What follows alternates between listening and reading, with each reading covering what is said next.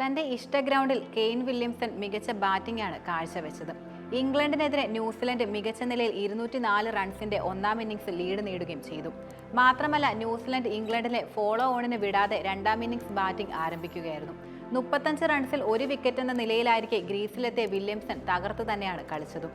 മൂന്നാം ദിനം സെഞ്ചുറി പൂർത്തിയാക്കിയ താരം 156 റൺസ് സ്വന്തമാക്കുകയുമുണ്ടായി. 20 ഫോറും ഒരു സിക്സറുമാണ് താരത്തിന്റെ ഇന്നിംഗ്സിൽ ഉണ്ടായിരുന്നത്. വില്യാങ്, ഡാരിൽ മിച്ചൽ, രജിൻ രവീന്ദ്ര എന്നിവർ അദ്ദേഹത്തിന്റെ മികച്ച പിന്തുണയാണ് നൽകിയതും. ടെസ്റ്റ് കരിയറിലെ 33ാം സെഞ്ചുറി കൂടിയാണ് താരം ഇപ്പോൾ തികച്ചത്.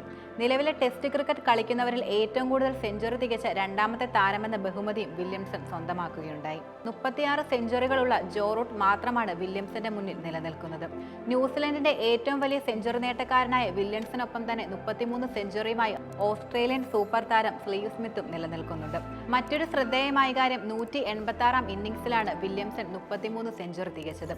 യൂനുസ് ഖാൻ, സ്ലീവ് സ്മിത്ത്, കുമാർ സംഗകാര എന്നിവരെക്കാൾ വേഗത്തിലാണ് അദ്ദേഹം ഇത്രയും സെഞ്ചുറി തികച്ചത്. അതും ഏറെ ശ്രദ്ധേയമായ കാര്യമാണ്. സച്ചിൻ ടെണ്ടുൽക്കർ 183 ഇന്നിംഗ്സിൽ നിന്നുമായിരുന്നു ഇത്രയും 100 അടിച്ചിരുന്നത്. ഏറ്റവും വേഗത്തിൽ 33 സെഞ്ചുറി തികച്ച റിക്കി പോണ്ടിംഗ് 178 ഇന്നിംഗ്സിൽ നിന്നായിരുന്നു ഈ നേട്ടം കൈവരിച്ചിരുന്നത്. ന്യൂസിലൻഡ് മണ്ണിൽ ഏറ്റവും കൂടുതൽ സെഞ്ചുറി തികച്ച ബാറ്ററായ വില്യംസ് 20ാം ശതകമാണ് ഇന്ന് സ്വന്തം നാട്ടിൽ കുറിച്ചതെന്നതും ഏറെ ശ്രദ്ധേയമായ കാര്യമാണ്. ഹാമിൽട്ടൺ മണ്ണിൽ 7ാം സെഞ്ചുറിയുമാണ്. ഒരു വേദിയിൽ ഏറ്റവും കൂടുതൽ സെഞ്ചുറി അടിക്കുന്ന ന്യൂസിലൻഡ് താരമെന്ന റെക്കോർഡും വില്യംസൺ നേടുകയുണ്ടായി.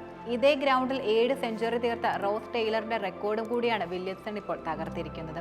എന്നാൽ 453 റൺസ് രണ്ടാം ഇന്നിംഗ്സിൽ നേടിയ ന്യൂസിലൻഡ് ഇംഗ്ലണ്ടിന് മുന്നിൽ 657 റൺസിന്റെ വിജയലക്ഷ്യമായിരുന്നു വെച്ചിരുന്നത്. മറുപടി ബാറ്റിംഗ് ആരംഭിച്ച ഇംഗ്ലണ്ടിന് ആദ്യ 2 വിക്കറ്റുകൾ നഷ്ടമാവുകയും ചെയ്തു.